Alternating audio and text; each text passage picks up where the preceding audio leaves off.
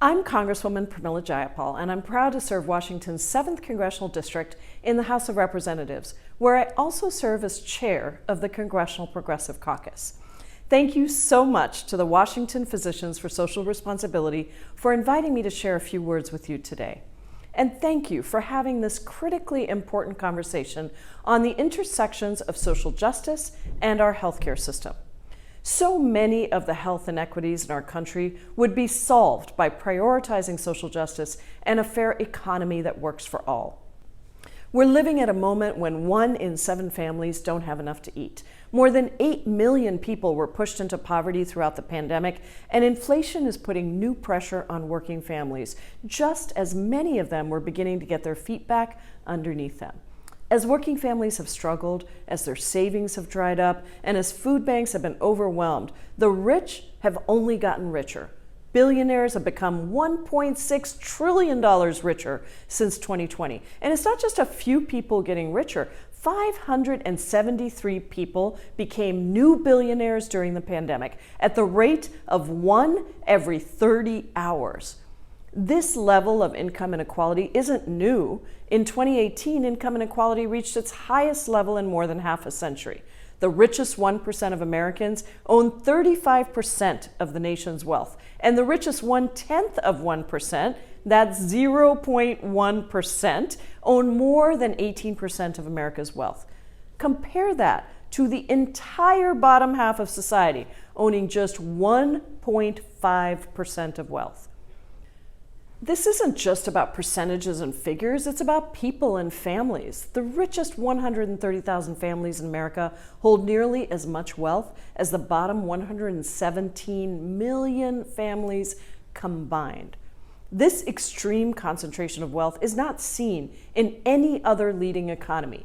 And we know that the wealth gap is particularly staggering for Black and brown families. White families have an average wealth that is more than 14 times as much as Black families and 8 times as much as Latinx families. In fact, the 400 richest Americans own more wealth than all Black households and a quarter of Latinx households combined. This is happening as 1 in 3 Black and Latinx families have 0 or negative wealth. All of these reasons are exactly why I introduced the Ultra Millionaire Tax Act in the House to narrow the racial wealth gap, help level the playing field, and ensure that the wealthiest finally begin to pay their fair share. All of this while investing trillions of dollars into our communities. This legislation would only impact the richest 100,000 households, but it would bring in $3 trillion over 10 years. Just imagine what we could do with $3 trillion. That's money we could spend on infrastructure, education, renewable energy, affordable housing, universal health care, childcare, and so much more. We could invest in our communities like never before, while at the same time reducing the wealth gap and lifting people up across the country. And during the pandemic, we saw just what it means to make real investments in our communities. The child tax credit cut child poverty in half and reduced hunger by at least 26%. And I don't need to tell all of you that a child that is well fed is healthier and can get a better education. Giving people the money and the resources they need to live and to thrive, not just survive, actually works. That's exactly why in 2014, I was thrilled to be appointed to serve on the Mayor's Income Inequality Committee, which ultimately drafted the details of Seattle's $15 minimum wage proposal. Just months later, it passed, making our community the first major city to enact a $15 minimum wage. And what happened in the years that followed? We had stronger businesses, healthier families, and a growing economy. Prior to the COVID-19 pandemic, we had one of the lowest unemployment rates in the country.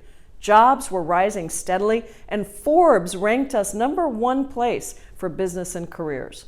And dozens of states followed Washington's lead, which is why I know that our state is uniquely poised to inspire change throughout the country. For years, as an activist, an organizer, and an all-around progressive leader, I've heard people say to me that we have to recognize that politics is the art of the possible, and we have to settle for as much as we can get. Well, here's what I have to say to that. If politics is the art of the possible, then it's our job as activists, organizers, and legislators to change the boundaries of what is seen as possible.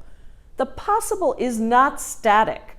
We have the power to change what is seen as possible. We have the power to put our hands on the moral arc of the universe and bend it more quickly towards justice in the memory of the great Reverend Dr. Martin Luther King.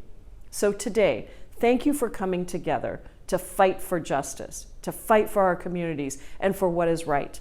And please know that as you all do this critical work in our communities, I will be fighting right alongside you in the halls of Congress.